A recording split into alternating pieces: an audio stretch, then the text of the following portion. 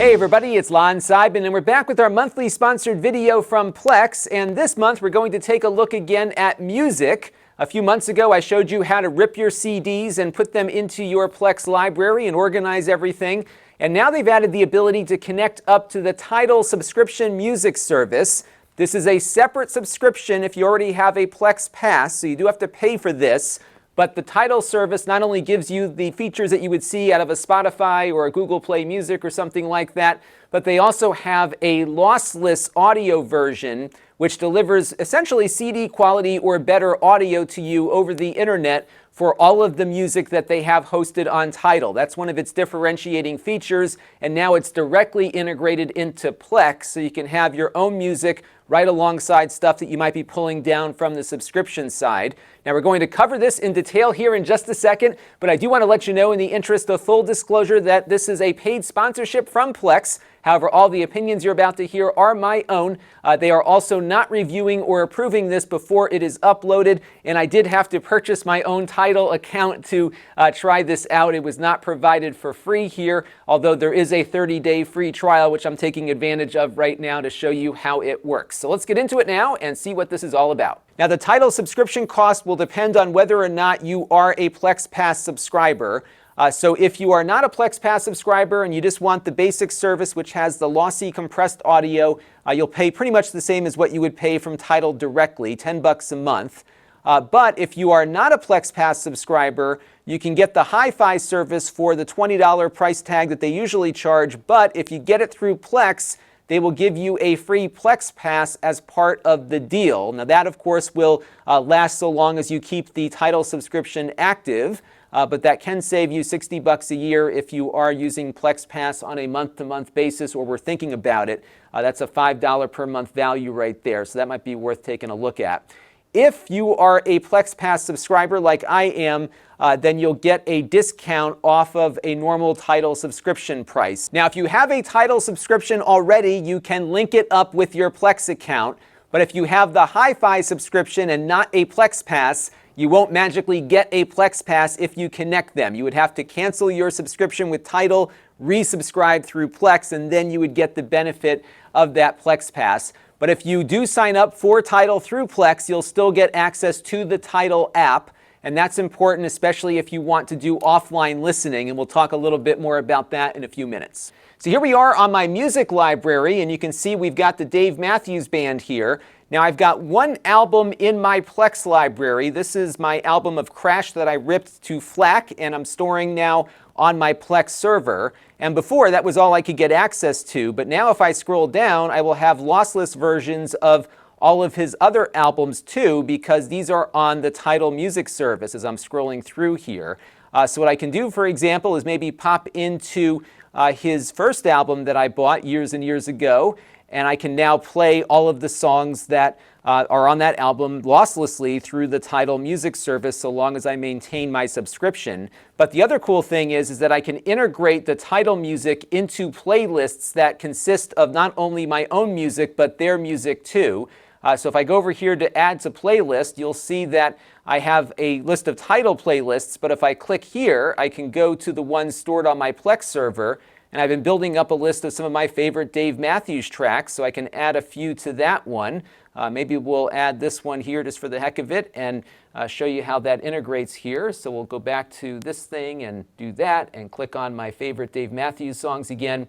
And if I go back now over to my playlists, you'll see that the Dave Matthews playlist here integrates my own content with stuff that's on the Tidal service as well. So maybe you like your cuts a little bit better than their cuts, or maybe you didn't subscribe to the lossless service, so you can get lossless versions of your audio and then the streaming, more compressed stuff coming in from Tidal to supplement. Whatever you want to do, it's your choice, and you can, of course, adjust the order of things here. Now, my only gripe at the moment is that you can't integrate Tidal content into smart playlists, and I showed you how to build those in the other music video that we did.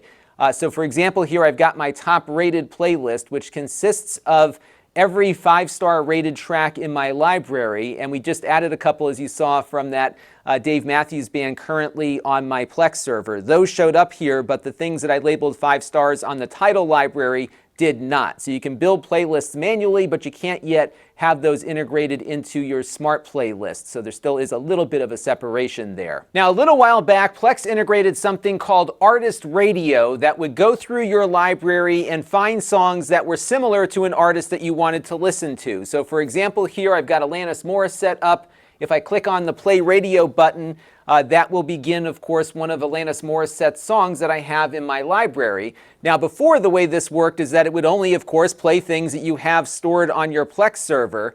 But now, if you have a Tidal account, it will also integrate Tidal music into the queue that is similar to the artist that you're currently listening to. So you can really mix up what you own on your server versus what you're getting through the subscription service here, and I thought that was pretty cool. Now, you can also access Tidal independently of your Plex server. So if your server is down, you can still load up a Plex client and find it. It will be down here in the online content section, and you should be able to access it via the Tidal apps as well.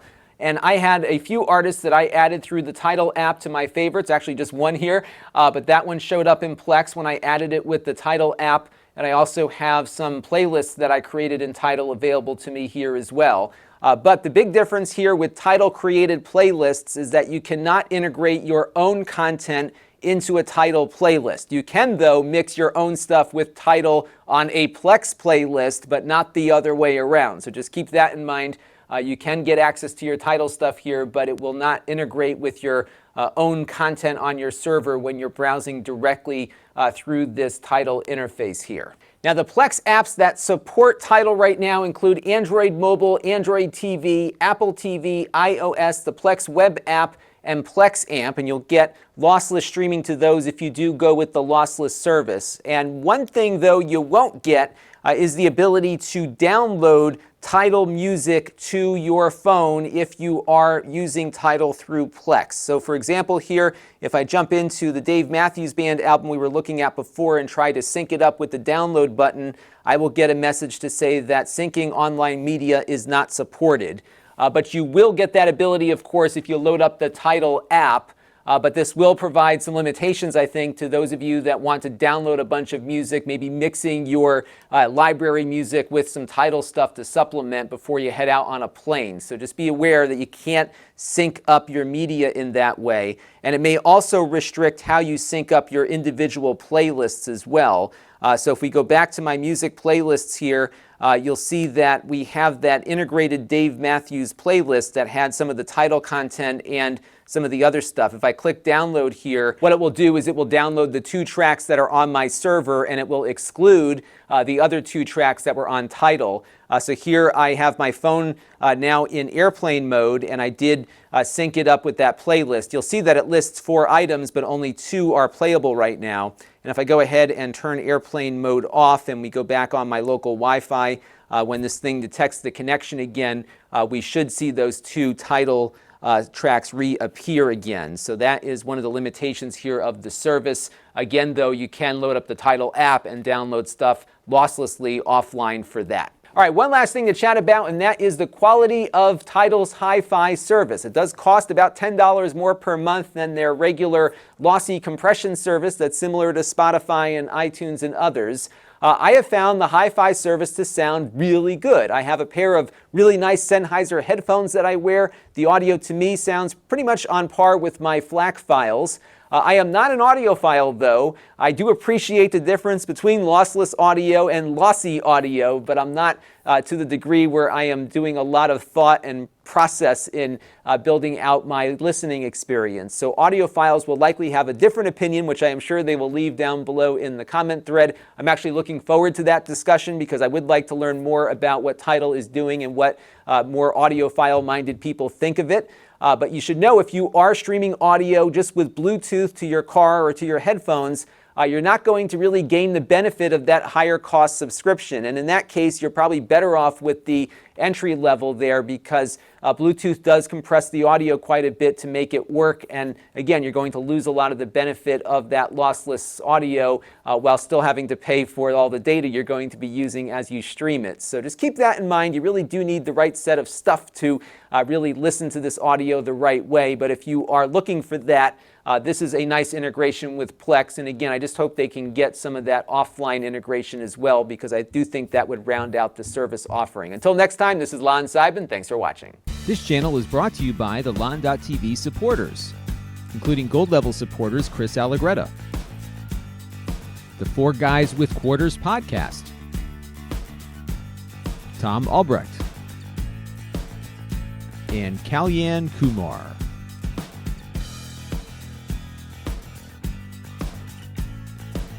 If you want to help the channel, you can by contributing as little as $1 a month.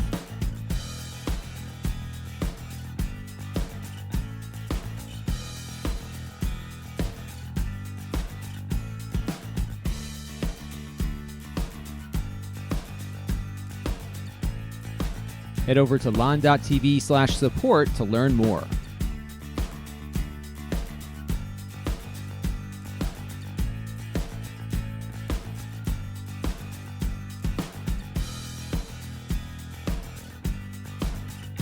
And don't forget to subscribe. Visit Lon.TV/s.